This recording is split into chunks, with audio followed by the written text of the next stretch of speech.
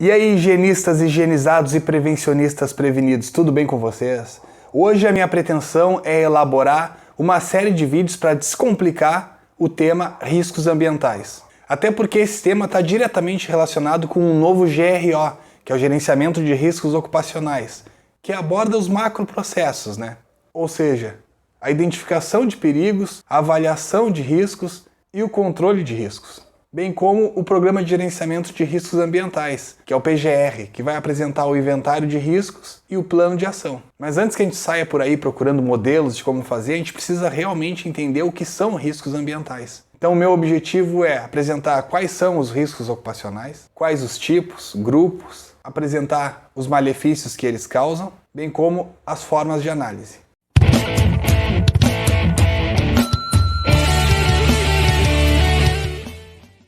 Para ficar mais didático, eu preparei uns slides que eu vou botar agora na tela do meu computador para que vocês possam acompanhar daí.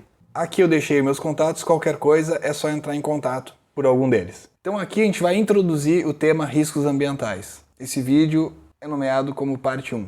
Primeira coisa que a gente tem que saber, distinguir, pessoal, é agentes ambientais de riscos ambientais. E isso eu falo porque tem muita gente que confunde e não sabe a diferença. Repara que hoje nós ainda temos vigente a norma regulamentadora NR09, que é o Programa de Prevenção de Riscos Ambientais, PPRA. Né? E o item 9.1.5 fala que, para efeito desta NR, consideram-se riscos ambientais os agentes físicos, químicos e biológicos existentes nos ambientes de trabalho, que, em função de sua natureza, concentração ou intensidade e tempo de exposição, são capazes de causar danos à saúde do trabalhador.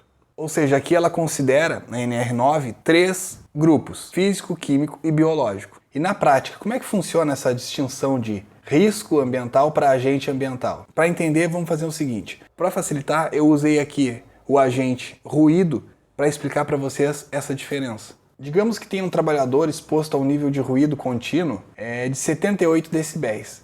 E o tempo de exposição dele a esse ruído, 8 horas. Tá? Se a gente olhar a NR15, que fala de atividades e operações insalubres, considerando ainda, aqui em cima eu botei, aquilo que a gente já viu na NR9, que os riscos ambientais são os agentes físicos, químicos e biológicos, e eles, em função da sua natureza, concentração ou intensidade e tempo de exposição, são capazes de causar danos à saúde do trabalhador, a gente tem que associar ao limite de tolerância, que fala na NR15. Então, o que é o limite de tolerância? É a concentração ou intensidade máxima ou mínima relacionada com a natureza e o tempo de exposição ao agente. Nesse nosso exemplo aqui, o agente é o ruído contínuo, né? O ruído contínuo, que não causará dano à saúde do trabalhador durante a sua vida laboral. Isso se entende por limite de tolerância. Então, qual é o limite de tolerância para ruído contínuo ou intermitente?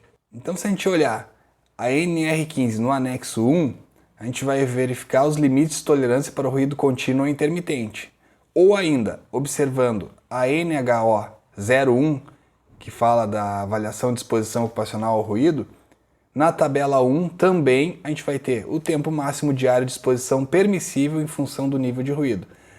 Lembrando que a NR15 tem o objetivo de caracterizar ou não a atividade como insalubre.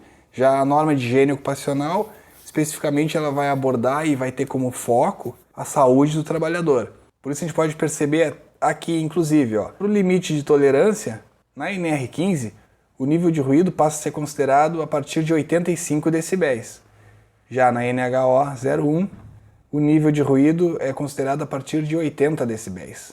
Ou seja, é mais criteriosa, né? Então aqui, como a gente tem nesse exemplo, 78 decibéis, uma exposição de 8 horas, ele está dentro do limite de tolerância para o ruído contínuo intermitente.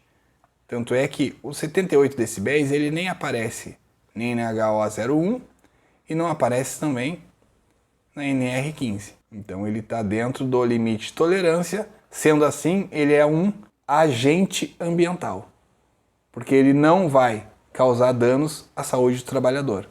Quando a gente associa essa informação a NR15 e a NHO01, como eu mostrei aqui.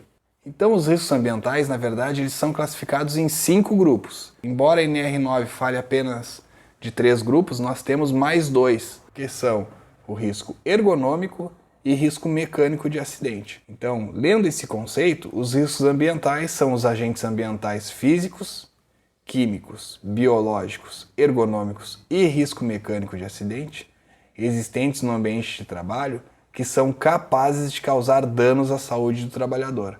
E quais são os grupos? Físico, no grupo 1, químico, grupo 2, biológico, grupo 3, ergonômico, grupo 4 e acidente, grupo 5.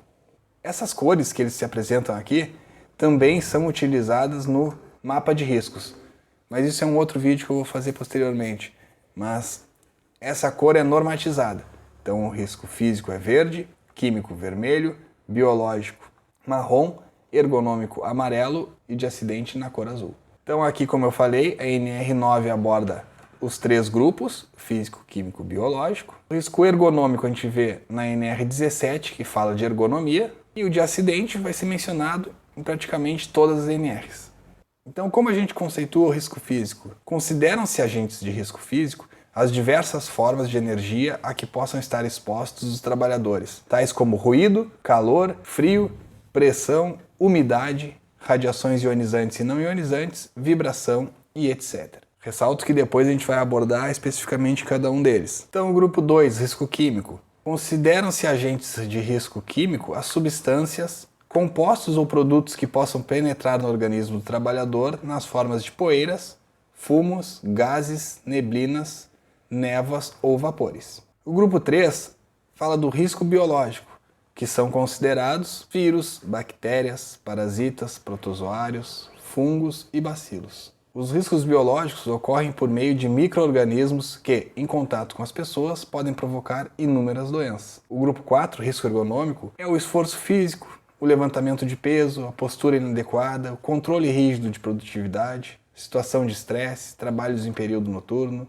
jornada de trabalho prolongada, monotonia e repetitividade, bem como imposição de rotina intensa. E o grupo 5, qualquer fator que coloque o trabalhador em situação vulnerável e possa afetar sua integridade e seu bem-estar físico e psíquico. Alguns exemplos: máquinas e equipamentos sem proteção, probabilidade de incêndio e explosão, arranjo físico inadequado, armazenamento inadequado e etc.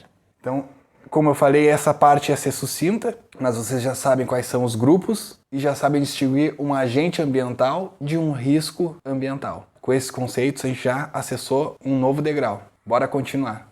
Agora, seguindo a ordem, a gente vai entrar a fundo nos riscos físicos. Especificamente, no próximo vídeo, a gente vai abordar o tema ruído. Então, para fortalecer o canal, se inscreve nele e ativa o sininho para receber as notificações dessa série de vídeos que está vindo aí. Obrigado, pessoal. Vamos seguir.